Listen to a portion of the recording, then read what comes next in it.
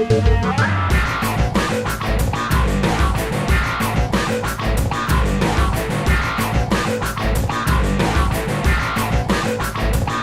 Monday is Martin Luther King Jr. Day. I think we need to examine what this day means to us within the context of 5 things. Thing number 5. Selena 10th Anniversary 2-disc Special Edition.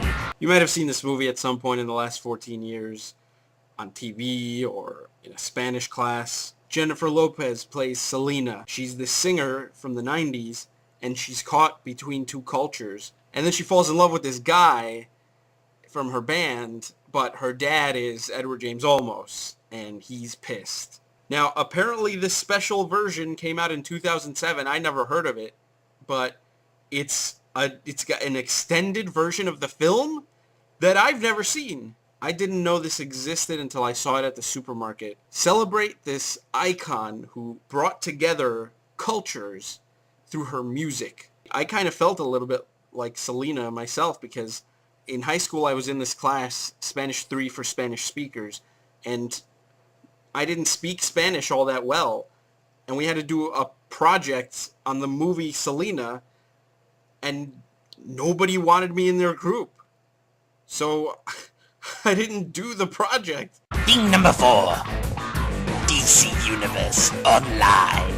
Martin Luther King Jr. was into non-violent activism, so he probably wouldn't like a video game that's basically a vigilante war. But I think that's missing the point, because if a kid has this game, he's not going to go out and join a gang. He's going to stay home and play this video game that is about comic book characters. And in the game, you could be a hero or a villain, but both sides ultimately work together to defeat the common enemy, which is the invasion of Brainiac, and that's a message of unity.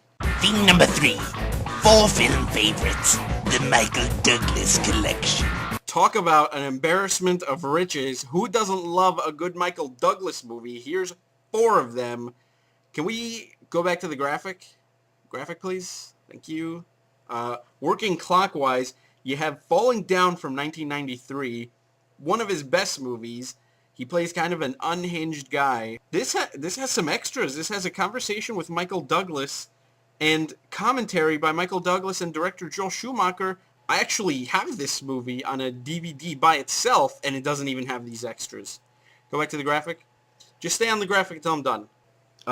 This also has A Perfect Murder from 1998, a great Hitchcock remake with Gwyneth Paltrow. In 1998, there were 2 Hitchcock remakes, and they both had Viggo Mortensen. That was the thing back then. This is kind of like the typical Michael Douglas character, except he's a fucking dick. And this also has an alternate unused ending and 2 commentaries. Holy shit. Then you have Disclosure from 1994. Great adaptation of a Michael Crichton novel, also starring Demi Moore and Donald Sutherland. This kind of tackles the very hot topic of sexual harassment. This is like the quintessential Michael Douglas. Fucking cool as a cucumber under adversity. But that's why you get Michael Douglas. And Dennis Miller's in this, providing the laughs. And because it came out in 94, there was a time around the mid-90s when movies didn't really know how to show computer stuff like the internet and virtual reality. So this has a really weird thing where his company has a filing system where you enter a virtual reality world. And it doesn't make any fucking sense, but it's awesome. And then, yeah, there's Coma from 1978. I don't know what this is. I've never seen it. But it's also based on a Crichton, and Crichton wrote it and directed it. So how bad could it be? So really, take this holiday and watch these films and just get a glimpse into some of the many different flawed, amazing aspects of man through the vessel of Michael Douglas.